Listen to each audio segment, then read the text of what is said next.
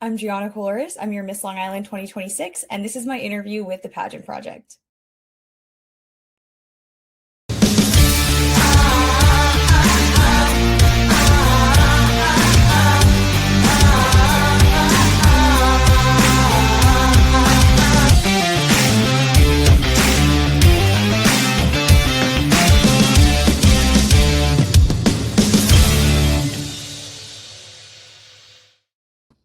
Hello, everyone. Welcome back to the Pageant Project. My guest for tonight is Geanna Koulouris, who is Miss Long Island 2026. I'll just read out her bio.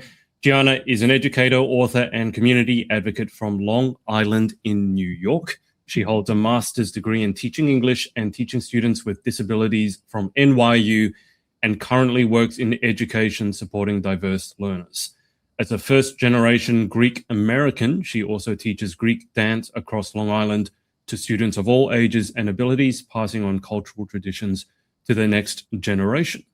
Passionate about creating inclusive spaces, Geanna also founded Empower Ed, I hope I'm pronouncing that correctly, a platform dedicated to helping young people feel confident, capable, and supported in their education and communities. Geanna uses her platform, Empower Ed, to uplift young people through education, confidence building, and leadership opportunities. Through pageantry, education, and community service, Geanna is committed to using her voice to inspire other young women to lead with purpose and compassion. I managed to get through it without coughing and sputtering. Geanna, welcome to the show. How are you?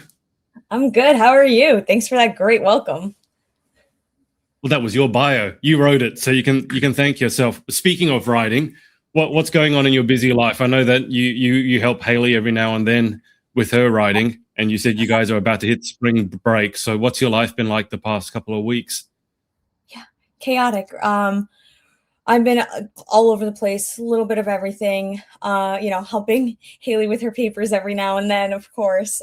She actually, wait, can I say that? I probably can. She said she asked me to help her on a paper by interviewing me, so that should be fun. And yeah, as far as writing goes, we're in the middle, or in the height, I should say, of IEP season, so I'm writing IEPs at work. Tomorrow's the last day before our spring break, so I'm counting down the days because the kids are driving me crazy. And I had a busy week of Greek dance last week. It was Greek Independence Day, so there's a lot of performances going on with the Greek school and other things. So just a lot, but I've been enjoying it. What is Greek dance? I'm ashamed to say, the only Greek dance I know, and this is probably bordering on being racist, is it Zorba's dance? I remember back in the early 2000s, there was this animated video of these quite portly animated people doing. That's all I remember. Is that actually Greek dance, or is that just completely separate? Okay, so that's a Greek dance. It is. Will I say it's the most traditional? Maybe not. I feel like that's the more gimmicky one, Zorba's dance, that people know. But there's so many different kinds. So there are more line dances, like Zorba's dances, where you're kind of in a straight line dancing, holding shoulders, stuff like that. A lot of circle dancing. If you've ever been to or just have you ever watched My Big Fat Greek Wedding? No, I know what you're talking about, but no, I haven't. It's on my list. So if you watch My Big Fat Greek Wedding, and at the wedding, they have this big circle where everyone's dancing. Yeah. It's the kalamatiano. That's the basic Greek dance, the wedding. My teacher, when I first started, used to call it the wedding dance because it was just the dance that everyone does at weddings, baptisms, whatever, any sort of thing with a band or DJ. So it's usually in a circle. There's so many different kinds, and I teach a lot of them. I don't know everything, obviously, but I teach quite a few different dances. I know different ones from different regions. They all have different aspects to them, whether it's specific music or specific kind of movements. But yeah, it's mostly in a circle, and then sometimes little soloist parts here and there. Wynn here is watching over on YouTube. She said, "Hi, Geanna. Can I ask, is it true about plate breaking at Greek weddings? Is that a true thing?" I'm sure it is in certain places. Right. I just think a lot of the catering halls out here would charge you an exorbitant replacement fee for breaking their plates. But I did see there's this company, I want to say this was years ago, so don't quote me on this, but I feel like it's in the US, there's like a company that makes like specifically like breakable plates for Greek weddings. But I feel like that's also very gimmicky. Like it's not Yeah. an actual, you know what we do at parties and weddings though, you'll see less plate breaking, more of like they throw money into the circle. Oh, okay. That's better. Yeah. Yeah. So like, and that gets people hyped. Like they'll throw money and you hear woo, like whistling, I can't whistle. But like you'll like, yeah. So wait, was that your question? What did you ask me? Yeah. No, I was asking about the plate breaking The because I plate see breaking. this, and you know, when you see things like that, you never know if it's a stereotype or if it's actually true. And I was thinking I wouldn't want to be the restaurant that has to clean up afterwards. Yeah, definitely more of a stereotype, but I do think it happens. I just think it's over dramatized over, yeah, I don't know. What's the reason that when they do it, they do it? What's the reason for breaking plates? Don't ask me that because I have no Taking idea. from the look on your face, you're not quite sure. I don't know. I assume there's some superstition there. I could look it up later. I'm gonna have to look that. I want to say it's either no, because I don't want to misspeak or like spread lies. So I have to I have to look it So up to be sure, especially if this is gonna live on forever. I can't say something and it then is. have it. Yeah, the internet is permanent. Can I So ask why? Obviously, with Greek dance, you're choosing to help keep sort of Greek tradition and culture alive in your own way. Why is that important to you? so I mean, when I growing up, like both my parents are immigrants, right? So I was like one of the few Greek kids at my school. And actually, this was something I got to talk about last week. I had an appearance at my school that I work at, that I teach at. They asked me to be part of their heritage night. And Oh, my one group actually performed Greek dance because they had a bunch of different cultural dances from a lot of the students. And they invited my outside group to come in and dance because there's yeah, also not a lot of Greek kids at this school. Um, and I told a similar story about how when I was 4, I grew up really immersed in the Greek community here and like the church nearby me, which like kind of brings people from like the Greeks from like all different areas together. So we kind of had a common place to gather. And I remember I was 4 and I was watching the Greek dancers, like the older ones, and I wanted to do it so bad. I was like, hey, to my parents, to my mom, you have to sign me up. Like you have to let me Greek dance. And she goes, like, honey, you're too little. You're way too like they don't take 4-year-olds, 5-year-olds, you know? Back then, like the Greek school started when you were 6. Now they have younger grades, but back then Greek school started at 6. So I couldn't join the Greek school dance group until 6. But we're also part of this like other organization. I always have a hard time explaining this because I don't know the word in English, but the best way to describe it is like a club. But like a club for Greeks based off of like different like there's different clubs for different areas of Greece you're from, and it so then like everyone from like the right. different areas get together. You pay like a membership fee.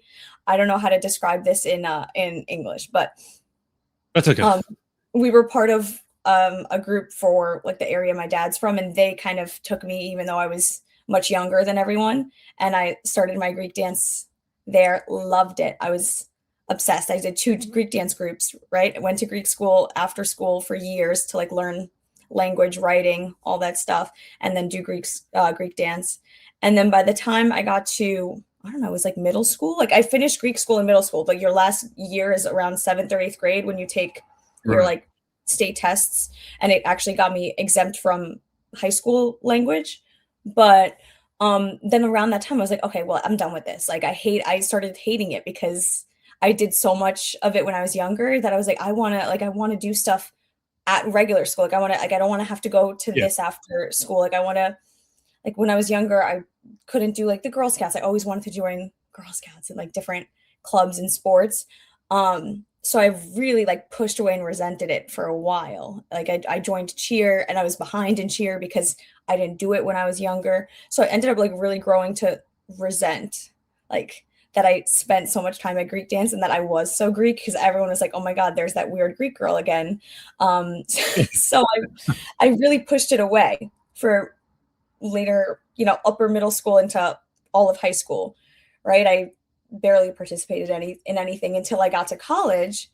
And I was like, hey, wait, this is like I joined the Hellenic Society at Hofstra where I Yeah. went to undergrad. Yeah. And I got back into it. Like when people heard that I did dance, um, like I used to Greek dance. They're like, oh, that's so cool. I wish I did it when I was younger, like other Greek kids. And I started teaching at the same Greek school that I went to. And my Wow. friend, Okay. yeah, my friend there actually at the Hellenic Society, her dad was the priest at another church a little further, like 20-ish minutes away from me. And they were looking for a new Greek dance teacher too. So then I happened to get like two Greek dance jobs within a year of each other. Um, and it kind of reignited my love and my passion for it. I realized, look at these young kids. A lot of them are around the same age I was when I started hating dancing. And, some of them Right. at the school do tell me, why do I have to be here? But then I have my Yeah. older group that are there voluntarily and that love it. And I was like, it's so like I'm sharing something that I used to love with kids that love it now. And I'm grateful that Yeah. they kind of show me that sort of appreciation for their culture that I kind of like didn't have at their age for a while, because I had it and then I lost it, then I got it back. Yeah. Yeah. I think that's a familiar sort of timeline for a lot of people who come from immigrant backgrounds. Growing up as an Asian, I never really fit in here in Australia. I mean, there is a large Asian population, but you're still not a typical Australian. I don't like, for example, I get asked, oh, where are you from? And I was born in Australia. So I said, where they ask, where am I from? I say, from Sydney. Oh, no, but where were you born? In Sydney. Oh, but where are your parents from? And so you never really feel like you belong. But then as you get older, I think you want to find out more about your culture or to embrace more about your culture. Maybe earlier on, as you said, you maybe resented it or began to dislike it. Can you tell me more about just Greek culture in general? Because obviously there's my big fat Greek wedding. I don't know if that propagated stereotypes. I haven't seen the movie, as I said, but the one thing I've noticed about the Greeks here, because we do have quite a large Greek population here in Australia, family is a big one. They also seem to be quite passionate, quite loud, and quite verbose. And I do like Greek cuisine. I'm not a huge fan of Greek desserts, I will say. But tell me more about Greek culture in general. I mean, I will say, as much as I say that My Big Fat Greek Wedding is a little stereotypical and a little bit of an over Dramatization. There dramatization. you go. Wow, there goes my. Usually, I'm the one that people Okay. ask how to pronounce words. That was bad. So I do tell people it's a little over dramatic. It's a little stereotypical, but you hit the nail on the head with a lot of that. I highly agree with the not loving Greek desserts. No one kill me. I mean, you have to be in the mood. They're just very like honey, like syrupy, Yeah. um, Yeah. which sometimes isn't my favorite. I'm a chocolate person, and there's just not as many chocolate desserts. But yeah, family's a huge part of it. Especially like, so actually my mom was born in Australia. She was born in Sydney. And like, so her parents immigrated from Greece to Australia, had their kids there, and Oh, then okay. ended up Yeah. moving to the US to be closer to family because they had friends in Sydney. Like, Right. because like Okay. you said, there's a pretty, not huge, but there's a pretty significant Greek population there. Yeah. And they had friends, but they ended up moving when a lot of other family members started moving to New York. They came to New York and moved to Brooklyn to kind of be closer to like cousins and stuff like that. Um, but I'd say, yeah, a big part of Greek culture is that family aspect. We have this thing called, it doesn't translate directly into English either, but you hear it all the time. It's called like philothimo, and it's kind of like loving your neighbor, loving just like all those around you, welcoming. I feel like it's a little overdramatic when like the family is like hating on the Yeah. fiance, but then also like they Yeah. love him. Like it's so I feel like it's that sort of thing where it's like we love everyone. And maybe sometimes there's that little bit of who is this outsider, but then like you're one of us as soon as you come in and enjoy our culture. Yeah. Um, so I think it's a lot of bringing people together, and I think the music is a huge part of that. Like you don't have to understand the language to understand like the music, and I've heard a lot of people say that Greek music just feels very like comforting, and I felt that too. Or just fun. I mean, there's fun Greek music, and there's like more of like that nostalgic, like welcoming Greek music, and I feel like you get the best of both worlds with that. So when they say they enjoy Greek music, is that older Greek music or is there modern Greek music or there's a bit of both? I think there's a bit of both, right? So, I mean, if we're going into music, I could go into like a whole other tangent about music, and I don't want to go into that right now. But I think it's a combination of both. I mean, I feel like most people aren't going to be listening to like older Greek music unless they're actual like Greek immigrants. Um, Right. but I think everyone kind of talks about going to, as silly as it sounds, but like going to the parties on the Greek islands and stuff, and they have a combination of Greek and American music, and it's just people, find it very reminiscent of the fun memories they made, and Right. I Okay. find it funny, but yeah. Have you ever been back to Greece? A few times. Or been to It's Greece? really You've expensive. been. Yeah, so, last time I went was 2019, so pre-COVID. I haven't gone Right. since, and then I've gone a couple times before that, but yeah, The photo that I keep, or the image that I keep having in my head whenever anyone says they went to Greece is, the really, really white buildings and the really Mhm. ridiculously blue sea. Have you Yeah. ever been to that? Is that a particular area? You're probably thinking of, I mean, there's a lot of islands, like, Yeah. there's a few islands that can be like that, and I remember seeing a couple of videos that are like, "Why is everyone so obsessed with just Santorini and Mykonos? We could get that experience at other islands." But you're thinking of, Yeah. like, probably, like, Santorini, like, the hilly side, Sounds right. down to the Yeah. beach, with the blue tops and the white Yeah. houses. Never been there. Actually, that's Oh, I used to yell at my parents growing up because I had gone to Greece a couple times. Once as a baby, I don't remember. Once when I was 5 or 6 for my brother's christening because they baptized him in Greece, in my dad's village, but I used to yell at them up until we went in 2019. I said, "All my classmates that go to Greece come back with all these fun stories of visiting the Acropolis, visiting these islands that everyone talks about, seeing all these yep. landmarks." I'm like, "I've been to Greece twice." At that point, it was only twice. I go, "I've been to Greece twice, and I've only seen the tops of mountains from my dad's village." Like, I've never been like, we land in Athens, we get into our rental car, we drive 2 hours into the Right. mountains. But the last time we went in 2019, I did get to see, at least I got to see the Acropolis and like the Parthenon and all that fun stuff. What is that like? I'm not a huge history buff, but you're talking about stuff like that is a cradle of civilization that goes back, I don't know how many thousands of years. What is it like being in an area that is so ancient? I think it was really surreal. Like, it didn't hit me, I think, when I was there. I was also younger. I was 17. I was still in high school. But I Okay. was, kind of in awe of everything that I saw there. I feel like a lot of times, especially when you have parents from there, all you hear is about like the bad current stuff that's going on, like criticism of like whatever modern issues we Yeah, have. And then you go there and you remember kind of all the rich history, and you're like, well, that's why we have all this history. It's not because of what's going on now. It's because of, yeah. what was set up there, the precedents that were set up there. Um, but it was really surreal. Like, I don't think it even clicks to me now that I was like kind of walking No. on all these crazy thousands of years old places. Yeah. I had the same experience when I was over in the UK because white Australia, I think it was only 1788, and I was sitting in certain pubs, and you'd see the date that the pub was opened, and it predated white Australia. So you're sitting in a pub that's basically older than Australia, and that doesn't really compute in my head because some of these places have been around so long. Yeah. I'm not a huge history buff, but even for me, that sort of does your head in. It's like, hang on, this pub is older than Australia. How did you get into pageants? We talked about the Greek side, the Greek dance. When did pageants enter the equation? Pageants entered the equation slowly but surely. I will say probably part of it was, we've talked way too much about me being Greek, but I mean, part of it was probably also having that kind of cultural connection.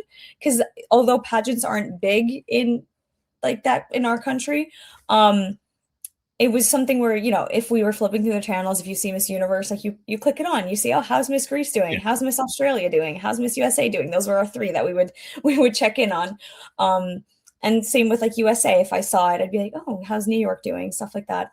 I always I always loved watching them. I used to see the women that were on stage and I'd say, oh, I'd love to be like them one day. I saw myself on stage, but at that point I had no idea where to start. Until cliche, but one time I was watching and I actually was listening to what they were saying, and the host goes, oh, if you'd like to be the next Miss USA, go to missusa.com and blah, blah, blah, blah, blah. Their whole spiel that they do.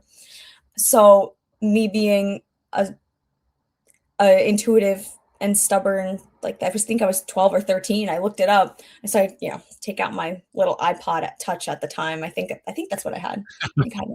Or it might have been my first phone if I was middle school, whatever it was. And I take it out and it was like an old one. And I'm searching it up and I find Miss USA and I find that I'm too young. So I was a little disappointed. A little disappointed. I didn't give up though. I found out that's how I found out they had a teen division, just by snooping on the website. Never even heard of like Teen USA, anything. So then I kind of spiraled from there. I begged my mom to let me do Miss New York. I begged her to let me do Miss New York Teen USA. She said, absolutely not. That's way too expensive. And it was like a 2-3 day pageant. And my mom's like, you could never convince your dad to let you go away for 3 days. Also, I think I was still technically too young. I was like 12 or 13. You have to be 14. I was persistent with it. I eventually got her. I found Miss Long Island Teen. So my Miss Long Island title, my first title I ever held was Miss Long Island Teen 2019. Oh, wow. Okay. Yes. So I've competed for the first time there when I was 15. I finally, I kept on looking. I found Miss Long Island Teen. I begged my mom to let me do it. It was a little, it was less expensive. It was only a 1-day pageant. It was much smaller. Instead of over 100 girls, I think there was like 10 in the teen division or 12 that year. So a little more palatable to my parents to convince them. So that's how I got into it. And I was really hooked ever since Long Island Teen. I didn't win my first year. But that gave like my mom the confidence to kind of let me go back and do it again the next year. I think I told her, she remembers this. I told her after I didn't win, I got 4th runner up. So I got like 5 out of top 5. And I told my mom, I want to do it again next year. I think I could win it if I do it next year. I said, I think I know what to do to win if I do it next year. And surely enough, I came back the next year and I won. And I went to Miss New York Teen USA the first time. And the cycle continues. But that was how I got into it. Did you ever work out why your mum and dad didn't want you to enter, or was it just the cost? My mom, it was more the cost. She had always wanted to sign me up for pageants, she said. Like she had gotten things in the mail saying like, oh, this there's like a pageant system that sends you little like things in the mail for open calls that like has the youth divisions. And she just, it was like the cost and not really knowing how to even get started with it. My dad just like never saw, and still doesn't see like the benefit in it. He just very old school. I have said this before about him. He grew up until he was 30 in Greece in like this little village. So very old school, very like never really got what the point was and why I'm wasting my time and my money on this. But I said I like it. And it also just has helped me do so many things. It's weird because a lot of the things I've done that he is proud of has come from the pageants, in my opinion. But Has he ever come to see you compete at a pageant? He used to come. He came like to Long Island Teen the first year and the year that I won. And then he went to like New York Teen up until I won. And then when I won Miss New York Teen USA on my 3rd try, he goes, okay, are you done now? he thought that was that was like where I stopped. I was like, well, no, I kind of have to go to Miss Teen USA. But he hasn't come to a pageant since, because he's just, I think he's pageanted out. He goes, okay, I went to a certain amount. I think he from what my mom said, he did cry when I won Miss New York Teen USA, but I guess was over that really quickly. He was over that really quickly. It's hard sometimes for certain people to understand the benefits or the reason why you guys stay in pageants. Obviously, I mean, I don't need to tell you it's time consuming, but it is pretty expensive as well. It's not the cheapest hobby in the world. I mean, that's how you started, and it sounds like you had a pretty fast start as well. What kept you in it though? Like what parts of pageantry did you fall in love with? I think there was just so many parts. From the moment I did Long Island Teen, I think in a way, oh my goodness, I told myself I wasn't gonna reference this, but like as soon as I did Miss Long Island Teen, I was like addicted to the high of being on stage. Yeah. So I know I just said I wasn't gonna make any references to that, but I was addicted to like just that, like the feeling I got on stage, even though I did terribly on stage. Looking back, I got off stage and I was like, oh my God, this was so much fun. And I look back at my videos, I'm like, what was she doing? Like this, I was fixing my hair and I was looking down at my feet and I was like, no, it was not good. Yeah. But partially I loved being on stage, even if I wasn't good at it at first. But I love the people that I met. I met so many amazing girls through it, so many girls that I'm friends with back then, even now. I think every time I do a pageant, I gain like at least one person that I still stay in Yeah. touch with, and that has helped me in some sort of way. It's very much like a business, making connections, and I've made connections with them, and they've referred me to different things. So I think that's what's kept me in it. Plus, it's given me so much confidence for interviews, right? So, when I Mm. was going on interviews for teaching jobs, the Long Island teaching market is, not gonna lie, a little tough to get into sometimes. So it really helped me with the interview prep. I never understood the teachers doing interview prep until I joined this Facebook group, and everyone's like, who are you using for interview coaching? Like, interview coaching for a teaching job? That's a thing? Yeah. It Yeah. is. It is. It is. But I didn't need it because at that point I had done so many pageant interviews, Yeah. so many life skills, like learning how to introduce yourself and talk about yourself and talk yourself up to a panel of strangers. Yeah. So there's so many benefits that kind of outweigh the financial and the time aspect that for now, I'm going to keep coming back. I mean, there's no shame in saying that you enjoy being on stage. I think a lot of pageant girls, even whether they admit it or not, they do like having eyes on them and being the center of attention in a glamorous dress. And that's fine. I don't think there's any problem with it. Did you, because you said that you are quite comfortable talking quite a lot. Did you struggle with the interview component at all? Yes and no. Okay, so I will say, even though as much as I said I like being on stage, I like talking, I'm a Yeah. nervous wreck. Okay? I'm a Okay. nervous wreck before interview and before stage. I mean, I don't show people say I don't outwardly show it, but in my mind, I am dying. Before interview, before stage. Really This is why dramatic. You're dying. and this is where the dramatic part of the Greek comes in, right? So Right. in my head, like my breathing is so shallow, I'm going to pass out. It is not, but I think my biggest difficulty in interview starting out was trying to hone in on what I wanted the judges Yeah. to take away and kind of packaging it in a way that was palatable to the judges. Because in my head, Yeah. sometimes what I think sounds good probably doesn't sound good to other people. So I guess kind of having that self-critical aspect towards my speaking.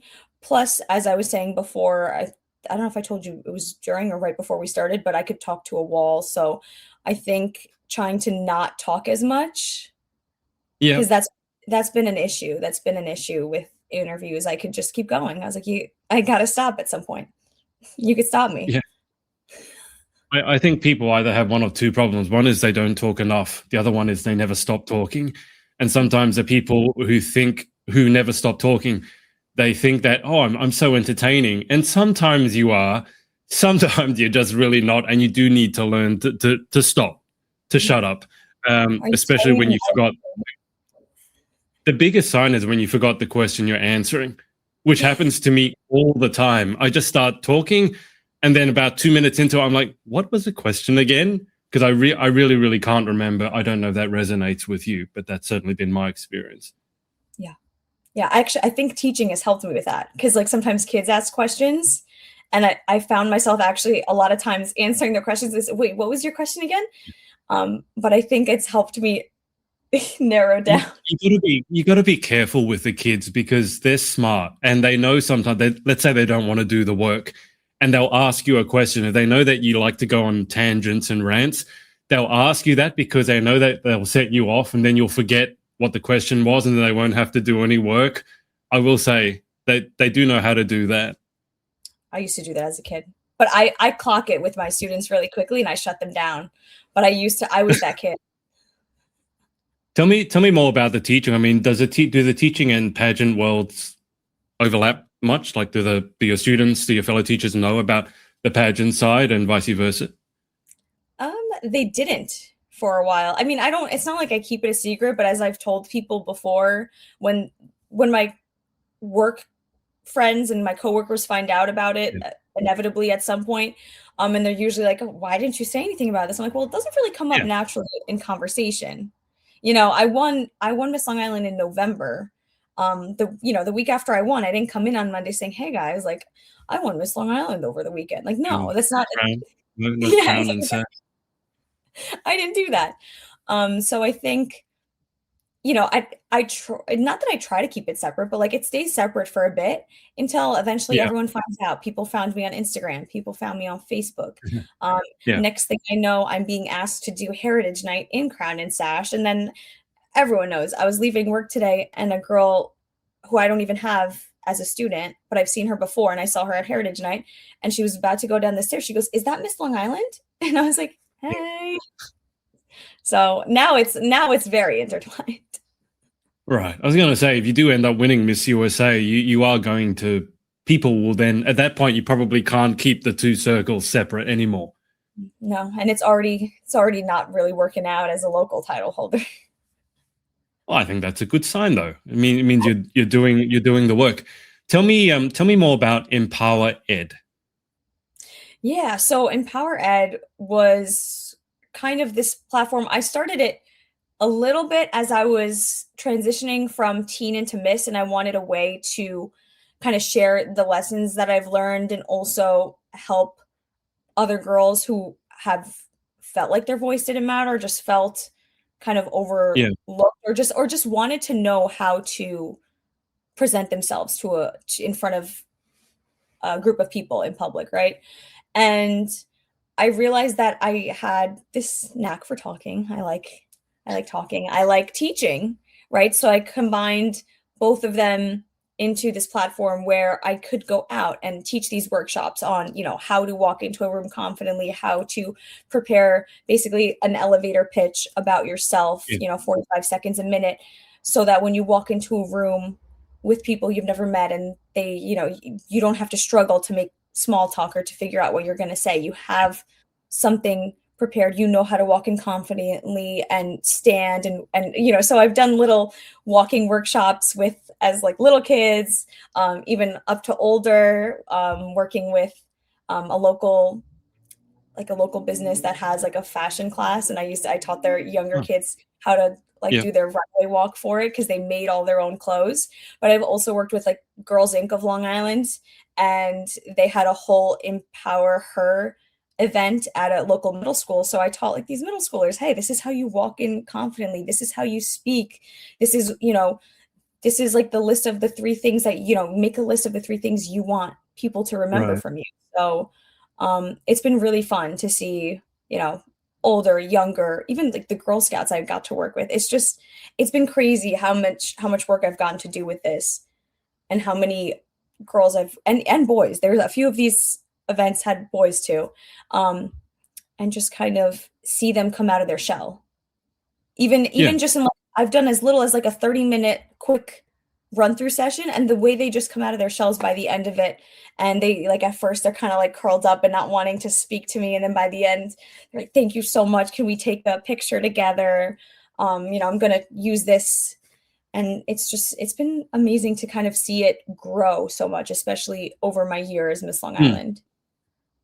How did you manage to get the word out about Empower Ed? Because I know a lot of girls have their advocacies, but they might create an Instagram about it and no one ever hears about it. How did you manage to spread the word?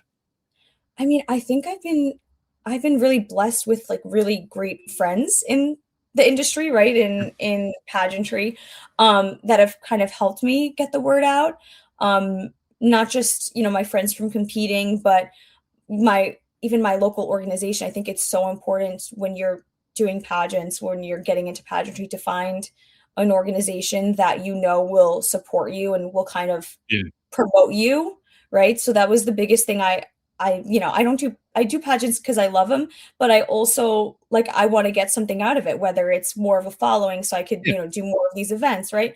So the one thing that really pushed me towards Miss Long Island is I've seen how they've promoted their queens and how they advertise them and get them appearances. Right. Um, Yeah. so especially being a former teen title holder for them, I've seen how much it's even grown, because I feel like when I was a teen, there was a lot less events coming in than now as a Miss, where I'm like, whoa, this is crazy. Like, I Oh, knew we okay. used to get Yeah. events, but it's just locally the organization is so much more known. So I'd say, yeah, position yourself with an organization that will help you get the word out, especially if you're struggling with that. Because making an Instagram is great. I also, make promotional reels every now and then, but I feel like Yeah. those don't go as hard as the reels where I'm actually doing the physical work and getting it done in schools and different places. So I'm really grateful that my organization has helped me set up so many of those. I mean, that goes without saying. That's great to hear. I don't think there are many pageant organizations that really have managed to grow over the last several years. Some of them have really struggled. Some of them are very new and they haven't grown yet. But if you Yeah. can find an organization that actually is connected into the community, that makes your job a lot easier. And it sounds like your organization has done that. Are there any key players that you want to give a shout out to in your organization whilst we're on the topic? Oh yeah, of course. So my director, Leanne, she's Hmm. been, I mean, one of my greatest supporters ever since I won. I was actually the first Long Island teen to come back and win Miss Long Island, and I didn't win Oh, on my wow. first try. I lost like the first year I competed, and I came back and I was like really determined to win again. So Leanne has helped me so much throughout this year, whether it's just like advice every time I'm kind of second guessing myself trying as we're preparing for New York, USA. She's like, no, snap out of it, get out of it. We're being confident, like, enough. Um, she helped me. She helped me finally, or I should say, she helped push me to finally publish my first children's book. I wrote it over the summer, which is a long time. Like, I wrote it over the summer, and then I kind of just left it. It's been sitting in the Google Uh-huh. Drive docs for a while Yeah. until I casually mentioned it to her over a conversation. I think in January or December, I casually brought it up in a conversation, and she goes, "Wait, what? Like, let's get on that. What do you like? Why hasn't it been?" I was like, "Well, like, I haven't found an illustrator, and I don't know how to start." And so she kind of pushed me to. She helped, like, she connected me with an illustrator she's used, and it's just Oh, wow. Okay. helped me push and get things out there. She's been a great supporter, but like also a great resource and a really great friend to me throughout this whole process. I mean, you have to tell us about the book now that we got around to it. I was going to ask about it. Tell me more about the book.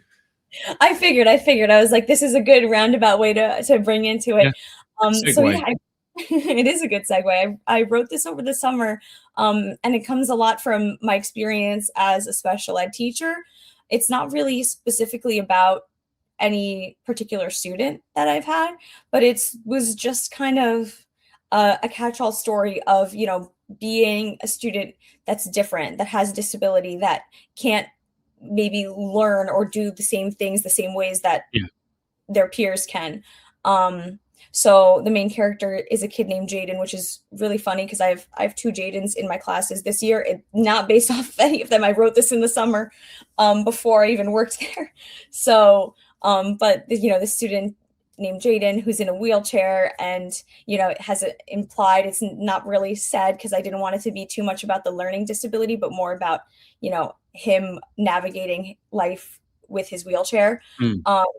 And he joins this club that makes him feel really, really welcome. And there's no place for him to like really play at school. I kind of took that inspiration from in real life. I feel like not a lot of playgrounds are wheelchair accessible, so the club decided to build a wheelchair accessible treehouse that everyone can enjoy. Wow. It kind of touches upon like neurodiversity and having like quiet corners and like calm corners, and having placed like kind of little areas in the treehouse where everyone feels like they have a place and like they can belong. Do you have a copy of the book there you can show us? I see you keep looking at it. I'm like, Geanna, bring it up. I don't know why I keep like I did, you know what? I did put it here just in case. And I don't know why I kept looking at it and not showing it, but this is her. And yeah. So I just Oh wow, it's so colorful. Thank you. I know I really loved how colorful he made it. I didn't even have to really correct him on how much color I wanted. It was just very bright and playful. And yeah. I love it. Where can people buy it? That's what I was about to say, right? So it's on Amazon. It's available as a paperback or on Kindle. And I would say get it as a paperback. I've done children's books before. They always look better as a paperback rather than Kindle. I know. I just put it there as an option. I figured, I don't know. I just figured the more formats, the better. But the size that I chose, this is my first book, so don't judge me too hard. But the size I chose can't be. I should have checked this before I did everything, but it can't be made in a hardcover on Amazon's like ADP. Yeah. So we just have a paperback, but I think it's so cute. It's so portable. Could bring it everywhere to you, whip it out. Hey, it is cute. I've published a few. Well, I've published a lot of books, and so the back looks amazing as well. So how when did you publish this? Literally 2 days ago. What's the name of the book?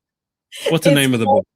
It's called The Team with Room for Everyone. Sorry, I don't know why I didn't say that earlier. It's called The Team with Room for Everyone. And I published it. It was officially out for sale on March 29th. Okay, so I'll put the link to it. I'll get the Amazon link from you after this, and I'll put it in the show notes. What made you decide? Well, first off, how did it feel when you hit publish? Because you said you've been sitting on it or procrastinating for a couple of months. How did it feel when it published and then you got the approval from KDP and it was live? So I hit publish, right? And you know how the KDP process, it takes a couple hours to approve it. They actually rejected my first cover. But then, so I went back to the illustrator. I said, wait, they're saying this and that. He fixed it right away. It was great. Then it got approved. Of course, me being me, I can never just like hit it and forget it, especially because I submitted it. I remember on the KDP, I submitted it March 12th for approval, but I put the set like release date as March 29th. So I had like 2 weeks to kind of sit and overthink and overanalyze and criticize. So I did go back in and change it. So I hit publish on March 12th. They first disapproved of the cover, then approved of it after I fixed it like 2 days later. And then I'd say up until a week and a half ago, before the edit window closed, I did change it one last time. But it felt really good the last time I clicked publish. I mean, you can keep changing it, and then people who buy new copies get the slightly updated version. But it sounds like you went through a bit of a. It sounds like you sat on it for longer than it took you to write it. Yeah. I think I wrote it in like a day or 2 days. It came out very easily. It did go through some edits in the process of like illustrating too. Like I did go back after I got the illustrations and changed a few of my writings, but the story as a whole was done pretty quickly. How did it feel to get your hands on the first copy? Actually, I don't even have words for it. It was really crazy. To think that I kind of made this and it was just something that I had an idea of. It happened so quickly too, considering I got into, like, I really started getting into contact with the illustrator end of January, February-ish, and by March, I had it done and it was ready. But definitely a surreal experience. I'm like, wow, I made that. But it doesn't take very long. For those of you who've never published a book, once you actually get over the self-criticism and the self-doubt, once you have especially if it's a children's book, it probably doesn't take you 5 years to write unless you're a Harry Potter sort of thing. but it can happen very quickly. And so you just have to get out of your own way and hit publish. Yeah, I think that was my biggest thing because I wanted to pull it so many times leading up to March 29th. I was like, maybe I'll push it back to April something and I'll have some time to look at it again. It's too late now. We're going to put the show notes below, and you've announced it publicly, so now people can go and buy it. Why did you decide not only to write the book about special ed, but also to teach kids in special ed, if I'm not mistaken? Because I've worked with kids as a tennis coach. I was thinking briefly of becoming a teacher, and I couldn't stand all the red tape that we had here over in Australia, things that you have to do, things that you can't do. It's ridiculous to me. But I do know that teaching kids takes a lot of patience, first off. But then teaching kids with special education needs, I think it takes an extra level of patience, but also an extra level of empathy. I don't think everyone has that. So why did you decide to go into that particular niche of education? Yeah, I honestly, when I first settled on teaching, I don't want to say settled sounds terrible, but when I first, decided on teaching, I didn't always know I was going into teaching, right? So I was a biology major at first, loved it, but then when I switched into kind of teaching biology and looking at aspects of that, I didn't like how repetitive the curriculum got because it was basically biology stays pretty much the same, the curriculum from year to year. So then I didn't even go into special ed at first. I switched over into teaching English because I loved kind of the freedom to bring different books and different medias in. I student taught in a class that was called dramatic literature, and we read plays and watched like a lot of movies and plays.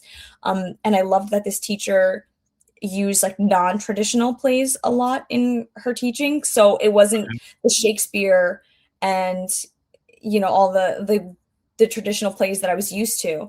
So that was like kind of my first experience in like a general education classroom, and then I started working the summer program at a school really close to me. So it was an extended school year program, which is basically exactly what it sounds like. It's an extended school year for students with disabilities that they're kind of like would regress over the summer or like lose some of their skills. So this like keeps their skills up to par and just it helps them transition a little bit better into the next school year because their schedule and their routine isn't completely thrown out of whack. They're still used to being in a classroom, and they're still getting kind of the support services that are indicated on their IEPs. So I worked there as like a one-to-one like teacher aide for, so I was paired up with like a specific student. And my first experience, I was actually, you didn't need any certification to do the one-on-ones. Like just the teacher was special ed certified. So I went in, I knew I wanted to be a teacher. So I was like, this would be good background experience. Definitely very nervous. And my student that I was paired with was nonverbal and spoke through like a little iPad device that he like wears around his neck. He was in high school age, but like, nonverbal, lots of, kind of delays. And I wanted to do the best by him. So I was like so nervous going into this. But by the end of the summer, I was like, wait, this is something that I feel like I could do. I realized I do have the patience. Not that I never thought I didn't have patience, but that kind of taught me I have the patience to do this. I enjoy it. It's not something that I think the aspect I liked about it was no day was ever the same, for better or for worse, right? Because I mean, when you're working with like that high level of needs, sometimes you have good days, sometimes you have bad days, but I liked how it was always different. And this life skills program actually used to like send the kids out to work. So like they used to get paid and we used to send them to like local grocery store in like, it's called ShopRite. So they used to go work for ShopRite and like do their go backs and restock like the returns and stuff on the shelves. Yeah. My student stayed within the district and used to do like administrative work up in the offices and like shred their paper for them. And they actually paid them. Like they pay these students money. That's amazing. Like school, and then they have like a form of income, and it prepares them for when they like age out of the program at 21 to be able to go into the world and hold Yeah. some sort of job. So I loved that aspect of it. That was obviously like a higher degree of like special needs, but it made me realize, yeah, this is like an extra, this is a career I would go into, and it made me get that extra certification in special Mm. education. That program sounds amazing and very thorough. I love the aspect of bringing work into it and Mhm. businesses being willing to pay, because then it segues into real life. Because Yeah. sometimes the drop off after you finish school and then you go into real life can be pretty abrupt. And especially if you have special needs, especially if you're nonverbal. I don't know how you manage to do that, but that would be an amazing challenge. Um, what and politics aside, I have very strong feelings about the education system in Australia, which, from everything I've heard, is quite similar to the education system over in America. And I think we've discussed this briefly on the podcast before, but I really think having a solid education system is fundamental for your country to succeed. Because if your younger generation learns to hate learning, that's not a good setup for the rest of their life. What do you think that your country or even my country could do to better support teachers? And I say that because here in Australia, the entrance mark to get into teaching is very, very low. And so, yes, some people choose it because they want to, but there's a lot of people who go into it because it's the only thing they can do. So they have no love of learning, no love of teaching, I should say. And then the salaries also are very, very low. And I know it can vary from state to state in America, but that also burns a lot of people out, because it takes a lot of emotional energy to work as a teacher. And then if you're not getting paid a lot, it's like, well, I'm doing this, I feel it's important, and I can't afford to buy a house, so why should I keep doing it? Is there anything that you think a country could do to help foster learning or help support its teachers better? I mean, I don't know a lot about the Australian education system, forgive me, but if it's similar, um, that I've been thinking about this for a while too, and I think it's really hard. So I know I'm lucky because I live in New York, and I know like the teacher salary in New York is much higher than in many other Yeah. states. And I'm lucky for that, but we have a much higher cost of living here. So, trying to think of, housing, trying to, find a place, rent a place, buy out here is, it's difficult. It's daunting, especially even on Sure. the salary that we're given here. And in New York, especially, like we are required to get our master's within 5 years of becoming a certified teacher. So I actually chose to get my certification with my master's. Like I didn't do my like credentials and tests until I got my master's because I didn't have a teaching degree from my undergrad. Um, Right. but I think there just needs to be a little more consistency across the board because of how like crazy different the requirements for the different states are, and even just Yeah. like the state tests. And I don't want everything shouldn't be about your standardized exams. But it's kind of, I think it's kind of backwards when like one state has all these crazy state exams that the kids take, and then another state does not, and like they're all pretty much going to the same colleges. It's really, Yeah. I think the whole system is sort of out of whack in that sense. I can't think, like I can't pinpoint what exactly. I mean, we just have to pour more support into the teachers that are doing this job, right? Because it, like you said, it takes a toll, like emotionally, physically. Yeah. It's a hard job, right? I am teaching on like the first, second, third floor every single day, so I'm kind of running around. Um, and the kids problems end up becoming your problems. You kind of take it on with them, Yeah. and you leave it at the Yeah. door. You try to leave it at the door, but sometimes you worry, and it takes a toll on you. So I think, you know giving teachers more support and not adding more onto their plate, like I feel like, especially in an area where it's kind of a competitive market, I'd say, because where I live, we could consider it a competitive market for teaching. Like one job could get over 100 applicants. Um, Okay. yeah, and it's like we have like a tenure process. It's 4 years. I think it's there's so much pressure put on new teachers. It's like, in order to get tenure, you have to spend all this time outside of contract hours doing this, this, and that. Like 2 out of the 3 things you're not even getting paid for, right? Yeah. And then it's like, during the day, we want you to cover this class for this person that's out because we don't have substitutes. And I was a substitute for a year to gain experience, and like they don't pay the substitutes well at all. So there's too many things to list. I don't even know where to start. It's a problem that needs to be solved though, because teaching, the thing that always stuck with me, if you go to a desk job, let's say you're doing data entry, you're an accountant, you can turn up 5 minutes late, whatever, not saying that you would, but you can turn up grumpy, you got your coffee, you're only interacting with the computer, so no one cares. I don't know about you, but my experience has been, if you turn up grumpy or tired in front of a bunch of young kids, it's not going to go well. It's not going to go well for you, and it's not going to go well for them.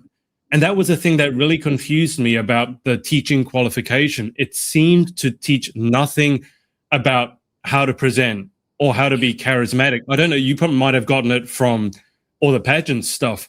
But for me, I very quickly realized that unless I was interesting and somewhat charismatic in front of the young kids, I was doing tennis, you're doing your English, whatever it is. If they have rackets and balls, if I can't entertain them and hold their interest, it's not going to end well. And so I think teachers do a phenomenal job, very often underpaid. I don't think people understand how emotionally taxing it is, because it's not easy to leave the children's problems at the door. And I don't know what sort of issues that you've dealt with. I often say that one of the reasons I got into pageants in the first place, I had a young teenage girl who had harmed herself with parallel cuts. And that's not the sort of thing that you can just go, oh, okay, see you tomorrow. You want to make sure that cycle is not repeating at home. And so I think it would be a good problem to solve. I don't know how to solve it. Let's leave it at that, but it would be a good one to solve, I think. That's true. Yeah. Well, before we head to our final 10 questions, because I've had you on for almost an hour, we already shouted out your director. Is anyone else that you want to give a shout out to for supporting you along your journey? Oh my God, there's so many. I don't want to miss anyone, but I mean, everyone who has who keeps liking my stories and just kind of supporting me. Anyone who's bought my book and messaged me to tell me. Anyone who's listened to my rants, and there's just so many. There's so many. I'm gonna miss some, but I mean, Haley for connecting us and bringing me on to the podcast as a last minute replacement, and just, we reciprocate each other's rants. So I think it really helps. But yeah, I don't want to miss anyone, but you know who you are. That's the one I always tell people to say, you know who you are, because otherwise you're going to forget somebody. It's about you. If it's about you, it's probably about you. What's the conversation between you and Haley like? It really depends. And some of it I can't really share, right? But it's I mean, how long and how unhinged is it? Oh, well, so I do have to preface that, like, during a school night, I kind of like you said, you can't show up tired and grumpy. And I have to, I teach first period, so I show up at least half an hour before the first bell so I could get myself settled. So my wake up time is 5:45-ish, give or take. So I have to cut us off a lot of times because I'll be like, Haley, I'm going to be grumpy and tired and cranky and running late. I will be late to, my 30 minutes before first period if I don't go to bed. So on weeknights, it gets cut short a lot. But I think we've gone for I don't know, 4 hours, 5 hours. I don't know how long we could go. A while. Yeah. And unhingedness can vary, but let's just say, moderately unhinged every single time. Okay, good. That's what we want, unhinged. Just final question before we go to the final 10, because you work with the younger kids. Are there any new and upcoming slang terms that I should know about so that I can appear hip? Like the whole 6-7 thing. Is there any new stuff coming out that I should know about? So the funniest story that I have, and I'll try to keep it short. So I think it was a couple weeks ago, 2 weeks, the end of our third quarter, like we have 4 quarters in the year, the end is coming up.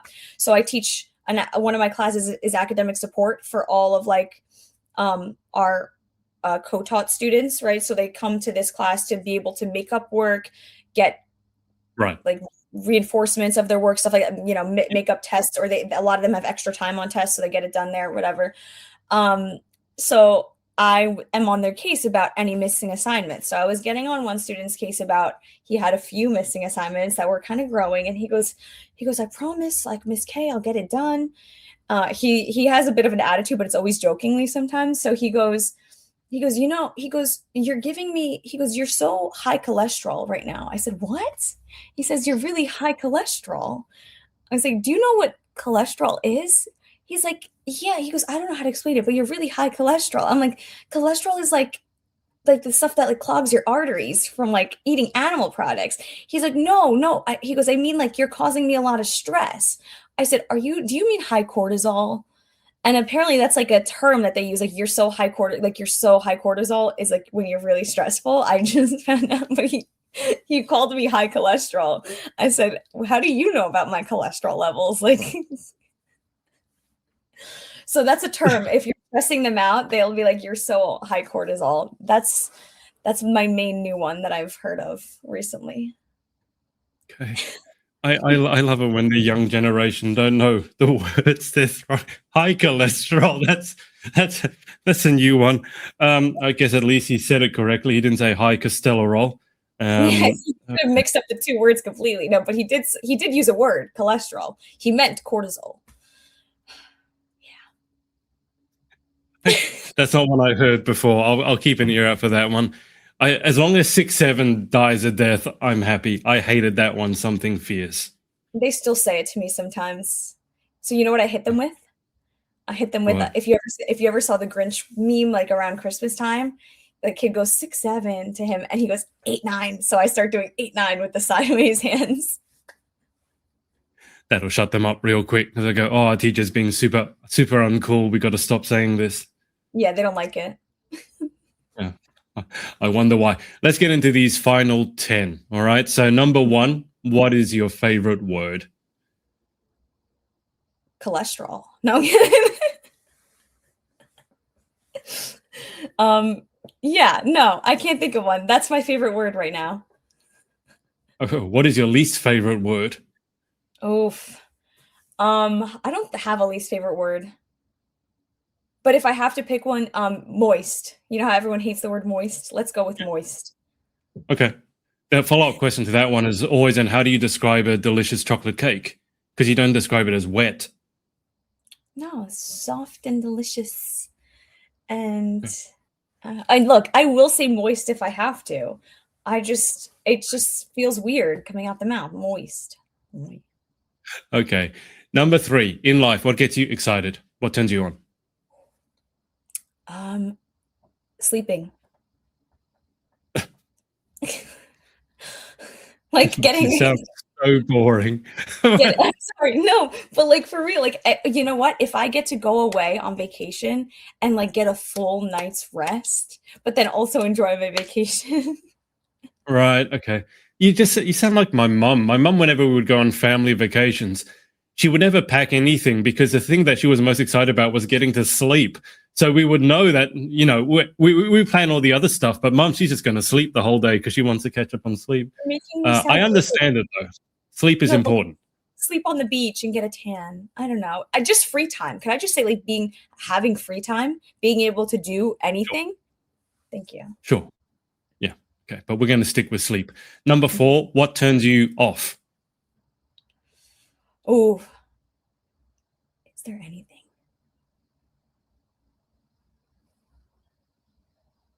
Oh, wait. Does it have to be like, can it be super specific? Yeah. No, but I don't think this makes sense. Like, what makes me, this is more of like what annoys me really badly. We can go with that. What annoys you really badly? Traffic and when people chew with their mouths open and make really loud sounds when they chew. I was going to suggest the chewing one. That's a very popular choice. Good choice. Yeah, I Number can't. 5. It makes me angry. Sorry, go ahead. I've had people break down into tears every time they hear loud chewing, and I'm getting that way. I'm becoming less and less tolerant of loud chewing, I think, the older I get. Number 5, what sound or noise do you love? Love. Oh.